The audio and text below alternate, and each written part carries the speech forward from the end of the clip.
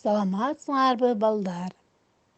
Жетиген мектеп лицейи кыргыз тил сабагы 4-класстар үчүн. Тема: иреттик санатооч. Санатооч сөздөрдүн жазылышы. Силер канчанчы класста окуйсуңар? Мектепке канчанчы жылы келгенсиңер? Сен канчанчы жылы туулгансың? Карагыла, балдар. Ар бир суроодо канчанчы деген суроо турат. Мында силер жооп беришиңер мүмкүн. Биз 4-класста окуйбуз. Биз 1-класска 2016-жылы келгенбиз. Мен класста 3-катардын 2-партасында отурам. Биз азыр 21-кылымда жашап жатабыз. Демек, канчанчы деген суроого иреттик санатооч болот. Мында силер иреттик санатооочтун жазылышын байкап турасыңарбы? 4-чү, 1-чи, 2016-чы, 3-чү жана 2-чи жана 21-чи. Эмнелерди байкадыңар? Демек, өтө турган темабыз иреттик санатооч жана алардын жазылышы. Заттын иретин көрсөтүп, канчанчы, неченчи деген суроолорго жооп берген санатоочтор иреттик санатооч деп аталат. Мисалы, 4-класс, 2-чи катар, 5-чи көчө. Демек, заттын иретин көрсөтүп турат. 4-чү, канчанчы? 4-чү. Эмне? Класс. Класс бул зат, ушул заттын иретин билдирет. Жана иреттик санатооч сан, цифра менен жазылса, өзүнөн кийин сызыкча белгиси коюлат. Бул сызыкча белгиси. Мисал үчүн, балдар, биз 4-класста окуйбуз. Канчанчы? 4-чү. 4 цифрасы жазылгандан кийин, андан кийин сызыкча белгиси турат. Бул ынчы белгисин билдирет. Ынчы мүчөсүн билдирет. Эгерде Рим цифрасынан кийин эч кандай белги коюлбайт.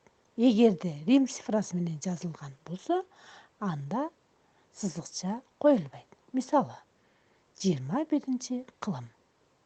Мында эмнени байкадыңар? Демек, Рим цифрасынан кийин сызык белгиси коюлбайт. Текстке көңүл бөлөбүз, балдар. Балдардын бактысы үчүн. Дүйнө жүзүнүн ак ниеттүү адамдары жыл сайын 1-июнда балдарды коргоонун эл аралык күнүн белгилешет. Бул күн 1949-жылдын ноябрь айында кабыл алынган. Андан бери 60 жылдан ашуун убакыт өтүп баратат. Тынчтык үчүн күрөш барган сайын кулаш жаюуда. Анткени балдарды коргоо ак ниеттүү бүткүл адамзаттын иши. Биздин өлкөдө балдардын жакшы дем алуусуна кеңири шарттар түзүлгөн. Жыл сайын 25-майдан баштап балдар үчүн ар түрдүү иш-чаралар өткөрүлөт. Балдар театрларда оюн көрүшөт. Өздөрү да чыгармачылыкка үйрөнүшөт. Каникул күндөрүндө кооз жайларга, жаңы жерлерге саякат жасашат. Демек, текст балдарды коргоонун эл аралык күнү 1-июнь жөнүндө болуп жатат.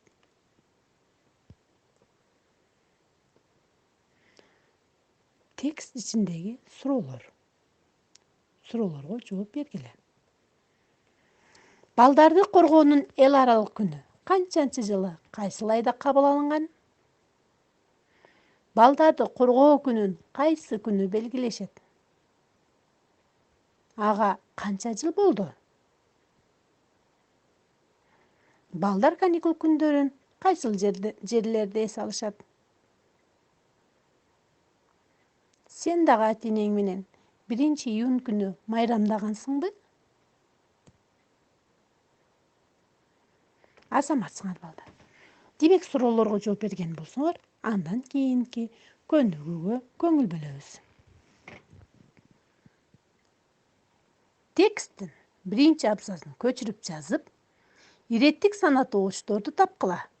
Аларга суроо бергиле.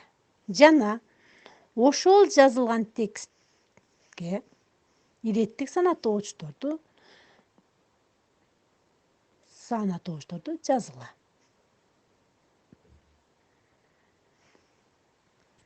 Балдар, эсептик санатоочко ынчы мүчөсү уланып,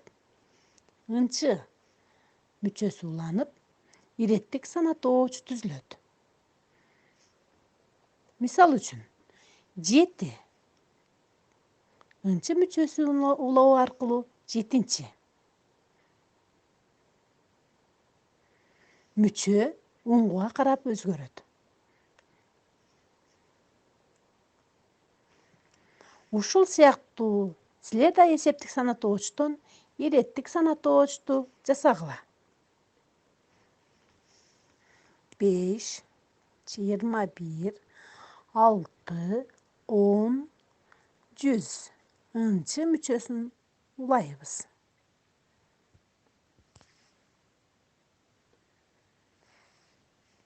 Санатоочтордун жазылышына байкоо жүргүзгүлө. Рим цифрасынан кийин сызыкча коюлат бекен? Абдан көңүл бөлгүлө. Биз 21-кылымда жашап жатабыз. Мен 4-класста окуйм. 2-катарда отурам. 3-чейректе сабактарыман 4 жана 5 деген баалар чыкты.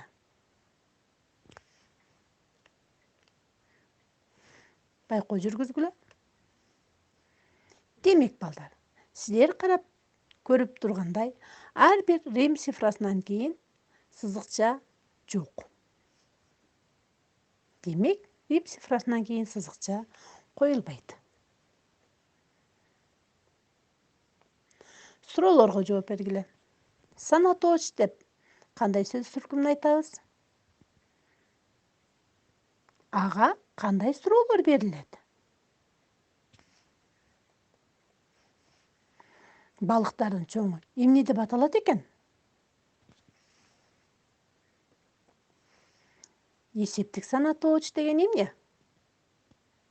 Ага бир мисал келтирип сүйлөмтүзчү. Жигитке өнөр аздык кылат. Кайсы сөз түркүмүн жаздың?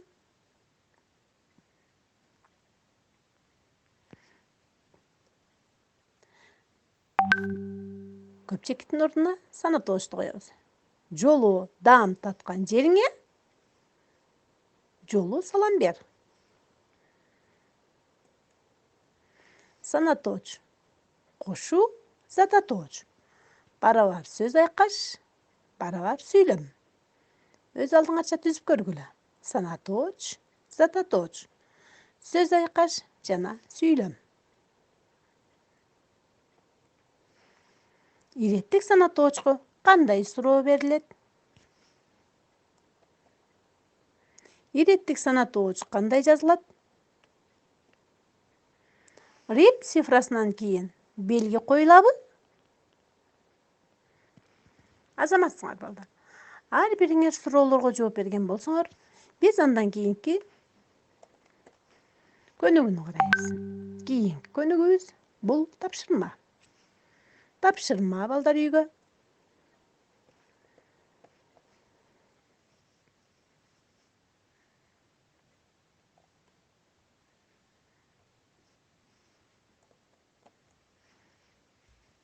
Зататооч менен санатооч сөздөрдөн сөз айкашын түзгүлө. Алардан сүйлөмдөрдү курагыла. Санатооч, зататооч. Сөз айкаш, сүйлөм. 20 санатооч.